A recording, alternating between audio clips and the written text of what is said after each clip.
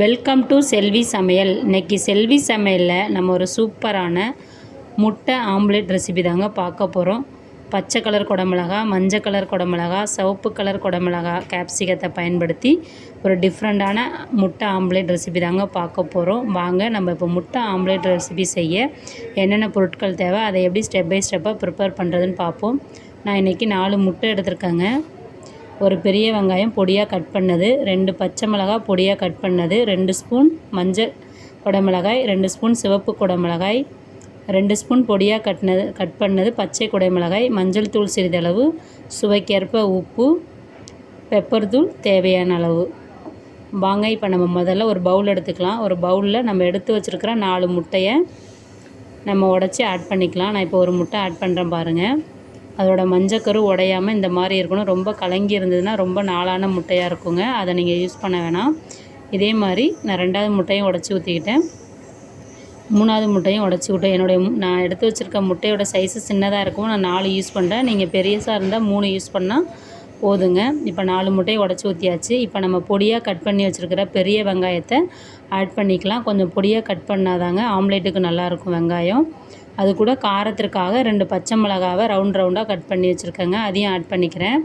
மஞ்சள் colour குடமிளகாவை add பண்ணிக்கலாங்க, பொடியாக கட் பண்ணிவிட்டு. சிவப்பு கலர் குடமிளகாவை பொடியாக கட் பண்ணிவிட்டு அதையும் ஆட் பண்ணிக்கலாங்க, ஒரு 2 ஸ்பூன்.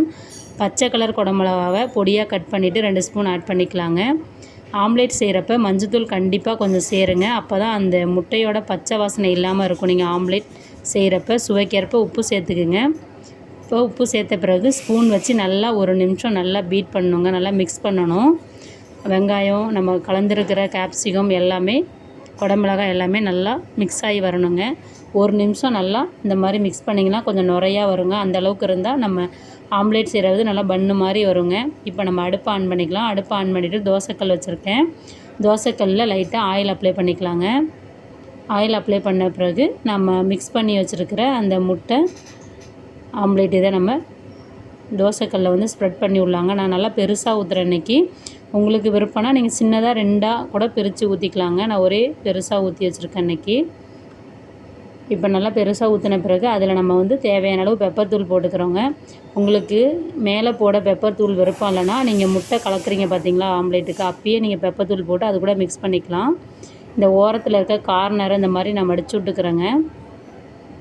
உங்களுக்கு விருப்பம்னா நீங்கள் மடித்து விடலாம். எனக்கு இந்த மாதிரி மடித்து விட்டு சாப்பிட்டா ரொம்ப பிடிக்கும், அதனால் நான் மடித்து விட்றேங்க. இப்போ நல்லா ஒரு பக்கம் வெந்து வந்துருச்சு. இப்போ நம்ம இதை இன்னொரு மறுபக்கத்துக்கு திருப்பிக்கலாம். கொஞ்சம் பெரிய ஆம்லேட்டாக இருக்கிறதுனால சிரமமாக இருக்கும், கொஞ்சம் பார்த்து உடையாமல் திருப்பிக்கிங்க. மடங்கிச்சு, அதை அப்படியே எடுத்து விட்டுக்கலாம். இப்போ இந்த பக்கம் நல்லா வேகட்டுங்க. ஒரு நிமிஷத்தில் நல்லா வெந்து வந்துடும். இப்போ திருப்பிடலாங்க. நல்லா வெந்து வந்துருச்சுங்க. இப்போ நமக்கு சூப்பரான சுவையான குடமிளகாயெல்லாம் போட்டு செஞ்ச முட்டை ஆம்லேட் வந்து ரொம்ப எம்மியாக டேஸ்ட்டாக ரெடி ஆகிடுச்சிங்க. நீங்கள் செஞ்சு சாப்பிட்டு பாருங்கள், இந்த மாதிரி சூப்பராக இருக்கும். நான் செஞ்சு சாப்பிட்டு பார்த்தேன், சூப்பராக இருந்தது.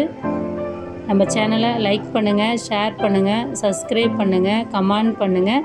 Thank you very much. நெக்ஸ்ட் வீடியோவில் பார்ப்போம்.